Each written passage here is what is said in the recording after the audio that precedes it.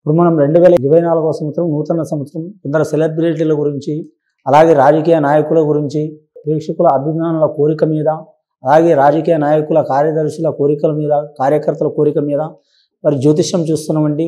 ముఖ్యంగా 2024వ సంవత్సరంలో ఆంధ్రప్రదేశ్ రాష్ట్రంలో వైసీపీ పార్టీ గెలుస్తుందా, లేదా జనసేన పార్టీ, లేదా తెలుగుదేశం పార్టీ గెలుస్తుందా అనే సందేహంతో చాలామంది మాత్రం ప్రశ్న శాస్త్రంలో చిలక శాస్త్రాన్ని అడుగుతున్నారండి. 2024వ సంవత్సరం ఆంధ్రప్రదేశ్ రాష్ట్రంలో వైసీపీ పార్టీ కానీ, లేదా తెలుగుదేశం పార్టీ కానీ, జనసేన పార్టీ కానీ వారి పరిస్థితి ఎలా ఉందో జ్యోతిష శాస్త్రంలో మన జానకిరామ్ని అడిగి చూద్దామండి.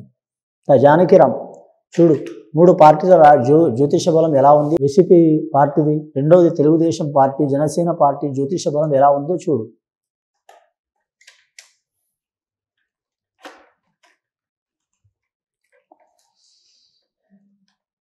ముఖ్యంగా వారి జాతకంలో చెప్పాలంటే బెజవాడ కనకదుర్గమ్మ వచ్చిందండి. అమ్మదేవ ఉంటే అన్ని ఉన్నట్లే అన్నట్టు వచ్చిందండి వారి పేరు మీద. ఆంధ్రప్రదేశ్ ముఖ్యమంత్రి వర్యులు గౌరవనీయులైన జగన్మోహన్ రెడ్డి గారు పేరు మీద షిరిడి సాయిబాబు వచ్చిండు. అలాగే మాజీ ముఖ్యమంత్రులు నారా చంద్రబాబు నాయుడు గారి పేరు మీద బాబు వచ్చిండు, పాండురంగ స్వామి వచ్చిండ్రు. వారిద్దరి పేరు మీద ఎలా ఉందంటే బలాలు సరి సమానం ఉన్నాయండి. వారిద్దరి పేరు మీద మాత్రం గ్రహాలు సరి సమానం నడుస్తున్నాయి.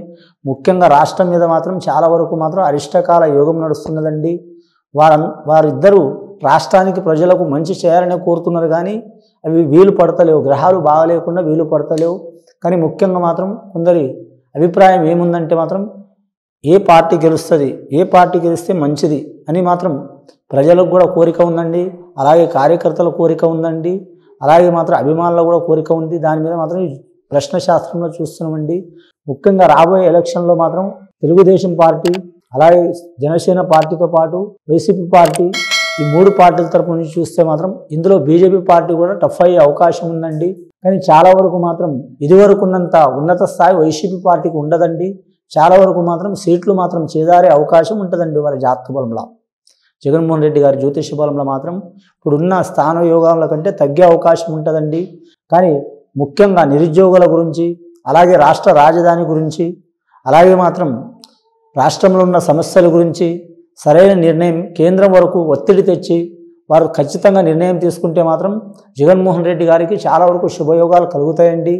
లేదా మాత్రం ఇప్పుడున్నట్టే చేస్తూ ఉంటే మాత్రం ప్రజల నుంచి చాలా వరకు వ్యతిరేకత వచ్చే అవకాశం ఉన్నదండి.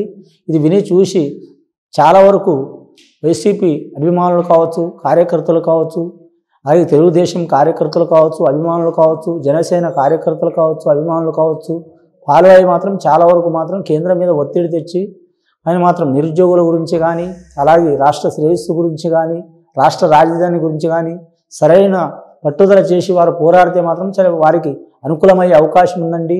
లేదా నువ్వెంత నేనెంత, నువ్వెంత నేనెంత అనుకుంటే చాలా వరకు మాత్రం పార్టీలకు మాత్రం ఇబ్బందికరమైన పరిస్థితి వచ్చే అవకాశం ఉందండి. అది నేను చెప్తున్నది కాదండి, మీరు చెప్తున్నది కాదండి.